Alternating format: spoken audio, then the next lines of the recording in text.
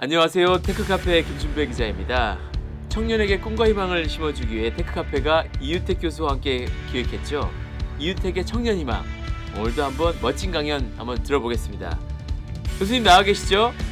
네, 안녕하세요. 반갑습니다. 예, 반갑습니다. 오늘은 벌써 6번째네요. 그렇습니다. 과연 내가 추구하는 중요한 가치. 가치 중요하죠. 자존감이라고 요즘에 많이 국내에서 되게 관심이 많은데 자존감을 찾는 가장 좋은 방법이 자신에 대한 가치를 찾는 게 아닐까 싶네요. 좀 어렵고 좀 힘든 가치를 찾는다는 게 정말 막연하잖아요. 그렇죠. 예, 중요한 가치, 내가 추구하는 중요한 가치. 이게 어떤 의미인지 좀 설명을 좀 해주시겠어요? 네, 가치의 다양한 부분이 있겠죠. 경제적 가치라고 얘기할 때는 어떤 재화의 유용성이나 가격을 가지고 그 가치의 높고 낮음을 판단하기도 하고, 또 도덕적 가치라고 우리가 흔히 얘기할 때는 또 행동에 대한 어떤 정당성, 부당함과 적당함에 따르는 판단 기준이 되기도 하고요. 그래서 굉장히 많은 그 가치들이 있을 것 같습니다. 그 도덕적 가치에 대한 얘기가 나왔으니까 우리 피터 드러커 선생님이 도덕적 가치 어떻게 보면 좀 어렵지 않습니까? 논란의 여지도 많은데 그것에 대해서 굉장히 명쾌하게 저희에게 메시지를 전해주신 것이 있어서 같이 한번 공유를 해보고 우리가 가치에 대한 얘기를 시작해보면 어떨까 생각합니다. 그 피터 드러커 선생님 매우 명쾌하게 자기가 아침에 일어나서 거울을 보면서 자기 자신의 비추어진 모습 속에서 조금이라도 부끄러운 모습이 있다거나 꺼리끼는 모습이 있다면은 그것이 도덕적 가치의 판단 기준이 되지 않겠느냐라는 참 재미있는 기준을 제시해 주셨어요. 그것을 외부에 넘겨서 내가 잘했느냐 못했느냐 의견을 받거나 또 법이라는 제도 안에서 내가 법을 지켰느냐 안 지켰느냐 그런 것도 중요하지만 자기 자신이 봤을 때 부끄럽지 않은 그런 어떤 도덕적 가치의 판단도 중요한 가치가 되지 않을까 그렇게 생각을 합니다. 근데 오늘 말씀드리는 가치는 그 도덕적 가치와는 조금 다른 가치가 될 것 같습니다. 아침에 일어나서 거울을 보면서 그냥 외모만 보는 게 아니라 내가 제대로 살고 있는지 나의 가치가 맞는 건지 참 중요한 것 같아요. 근데 좀 전에 조금 다른 측면 얘기를 하셨는데 어떤 얘기를 하시려고 한 거죠? 우리가 소속돼 있는 조직에서도 개인뿐만 아니고 조직에서도 다양한 가치들을 가지고 있을 수가 있습니다. 어떤 조직에서는 성장을 가장 중요한 가치로 삼을 수도 있고요. 또 어떤 조직에서는 근면과 성실, 그리고 또 어떤 조직에서는 창의성 등과 같은 그런 다양한 가치들을 가지고 있을 수 있지 않겠습니까? 마음 아픈 소식이지만 요즘 코로나 사태로 인해서 경제 상황이 어렵기 때문에 그 많은 조직에서는 가족같이 지내던 조직원들의 감원을 실행해야 되는 그런 상황도 생기고 있고요. 반면에 또 간간히 들리는 소식으로는 작은 조직이지만 조직원과 조직이 합심을 해서 어려운 경제 상황을 타개해 나가려는 그런 노력을 하고 있는 뉴스들도 가끔 들립니다. 나름대로의 다 이유가 있고 또 원인이 있기 때문에 어떤 조직이 좋다 나쁘다를 떠나서 분명한 것은 그 조직에 가지고 있는 어떤 가치 시스템에 따라서 그런 의사결정을 내릴 수가 있다고 생각을 합니다. 또 그렇다면 그 조직 안에서 일하는 내 개인의 가치와 조직의 가치가 부합이 된다 그러나요? 얼라인이 되지 정렬이 잘 되어 있지 않으면은 제가 속한 그 조직에서 개인이 좋은 성과를 내기가 어렵다. 이런 측면에서 가치를 한번 얘기해 보려고 합니다. 내가 중요하다고 생각하는 가치가 과연 조직에서 일치가 된다면 최고의 그림인데 이거를 참 판단하기가 좀 어려울 것 같은데 좀 구체적인 사례를 말씀해 주실 수 있을까요? 미국의 한 회사가 다른 회사에게 인수가 되었는데요. 그 인수된 회사에 일하던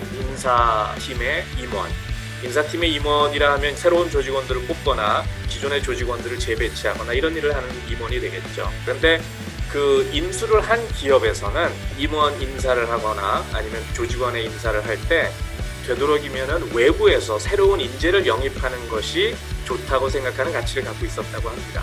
그런데 그 인수가 된 작은 회사의 인사 임원은 원래 있던 회사에서 가지고 있던 가치는 일단 조직원의 새로운 포지션이 생겼을 때 조직 내부에서 가장 적절한 인재를 찾아서 먼저 배치시키고 그 외에 그 내부에서 찾을 수 없다는 상황이 발생하면 외부에서 인재를 영입하는 이렇게 다른 가치를 가지고 있었다고 합니다. 어떤 기업의 가치가 더 좋은지 옳고 그름에 판단을 할 일이 아닌 것 같다고 생각이 되고요. 피터 드러커 선생님도 이런 질문에 두 가지를 잘 병행해서 실행을 하면 되지 않겠느냐, 이렇게 조언을 하고 있습니다. 그런데 문제는 인사임원이에요. 조직의 가치가 이렇게 다른 상황 속에서 자기 개인의 가치가 어떤 것이냐, 자기 개인의 가치는 내부의 조직원들을 먼저 배치시키는 것이 자기의 인사에 관련된 가치였다고 생각하면 매일매일 외부의 인재를 영입할 때마다 내부에서 존재하는 좋은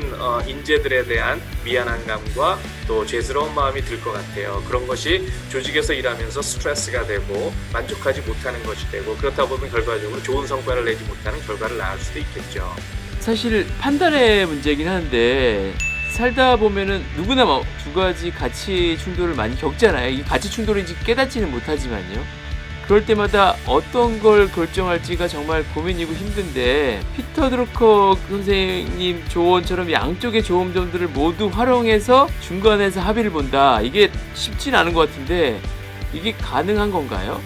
네, 이제 개인의 가치와 조직의 가치가 상반되었을 때는 그 타협이 어렵다라는 메시지를 함께 보내주신 것 같아요. 그래서 예를 들자면 이것이 정치적 이슈이거나 경제적 어떤 가치를 거래한다고 할 때는 중간 정도에서 타협을 하면 양자가 어느 정도 양보를 해서 의사결정을 내리면 될 것 같은데요. 근데 가치 시스템이라는 것이 그렇게 쉽게 타협이 되지 않는 것 같아요. 특히 어떤 한 개인의 가치와 또 오랫동안 역사를 가지고 있는 조직의 가치, 이게 하루아침에 이루어지는 게 아니고 오랫동안 훈련되고 학습되고 또 그것이 다시 강화되어서 만들어지는 가치이기 때문에요. 상충되는 부분이나 그런 상황이 발생됐을 때 개인이 받는 스트레스나 또 조직이 받는 그런 스트레스가 있을 것 같아요. 제가 예전에 건설회사에서 일한 경험이 있는데, 회사에서는 한 건축물을 구조물을 지어서 최대의 이제 수익을 내기 위한 그런 계획을 세우게 되고요.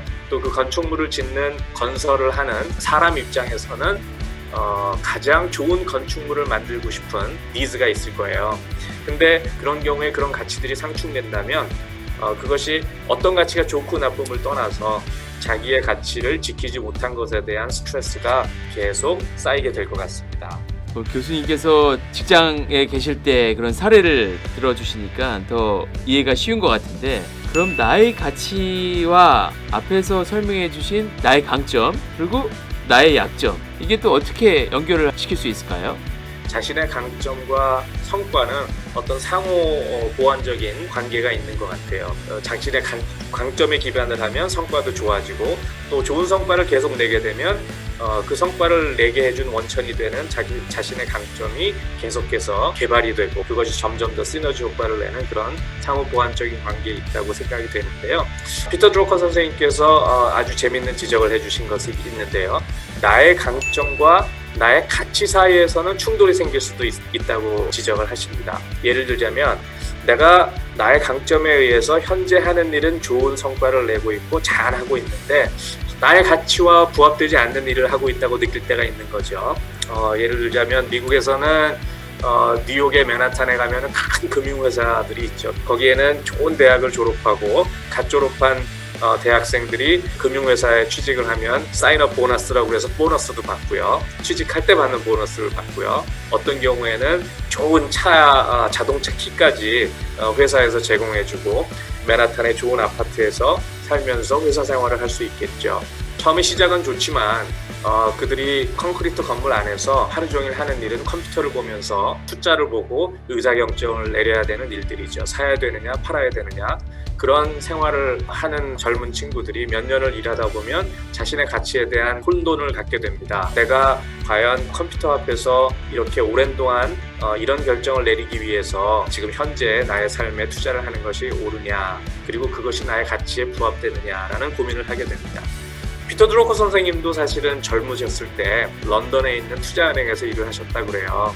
그런데 굉장히 좋은 성과를 내셔서 돈도 많이 벌고 아주 촉망받는 젊은 뱅커로서 일을 하고 계셨었는데, 어느 날 문득 이런 생각이 들었답니다. 내가 과연 이 일을 계속해서 나중에 훗날 많은 돈을 벌어서 묘지에 묻혔을 때 가장 부자인 묘지에 묻힌 사람으로 기억이 되는 것이 과연 나의 가치인가라는 그런 생각이 문득 들었답니다. 그래서 그 당시가 1930년대 중반인데요. 1930년대 중반이면은 세계적인 대공황, 특히 미국의 대공황이 시작돼서 한참 진행이 되고 있었던 때인데 그런 생각을 하신 다음에 그 다음에 가질 잡이나 직업이나 어떤 다른 하나도 보장된 그런 기회가 없었음에도 불구하고 단숨에 의사결정을 내려서 자신의 가치와 상충되는 그런 현실로부터 벗어났다고 합니다.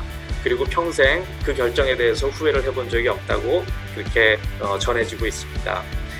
그래서 그 자기가 잘하는 일과 또 자신의 가치와는 조금 더 면밀하게 생각을 해서 상충이 생겼을 때 어떻게 의사결정을 내릴 수 있을까, 그런 면도 한번 생각해 보는 것이 우리의 미래를 기획하는 데 도움이 되지 않을까, 이렇게 한번 생각을 해봤습니다. 저도 사실 그런 생각을 못 해봤는데 나의 강점을 내가 추구하는 가치에 매칭시키는 거, 연결만 되면 시너지를 크게 발휘할 수 있는 거잖아요. 맞습니다. 그리고 또 강점은 대부분 이제 가지고 태어나는 경우도 있고 또 오랜 동안 학습되는 경우가 많은데요.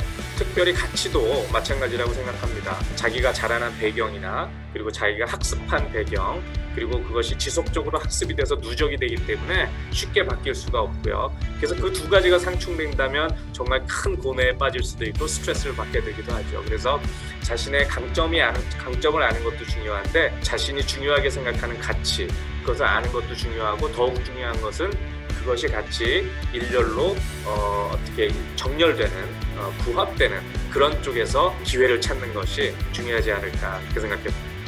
네, 정말 말씀 잘 들었고 오늘도 15초 정도? 30초? 요약 한번 해주시겠어요?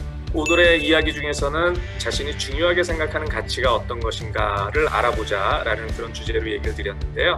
자신의 가치가 무엇인지, 그리고 그 가치와 상충되지 않는 환경을 찾아서 일하는 것이 얼마나 중요한 일인지, 그리고 자기 자신은 독불장군처럼 혼자서 일할 수 있는 것이 아니고 외부의 환경 속에서 일하는 것이기 때문에 외부의 환경과 자신의 가치를 정렬시키는 그런 일은 중요한 것이라고 생각이 됩니다. 그리고 자신의 강점과 가치는 충돌될 수 있기 때문에 그 두 가지를 잘 이해하고 알아가면서 충돌되지 않는 방향에서 기회를 찾는 것이 중요하지 않을까, 이렇게 한번 요약을 해보겠습니다.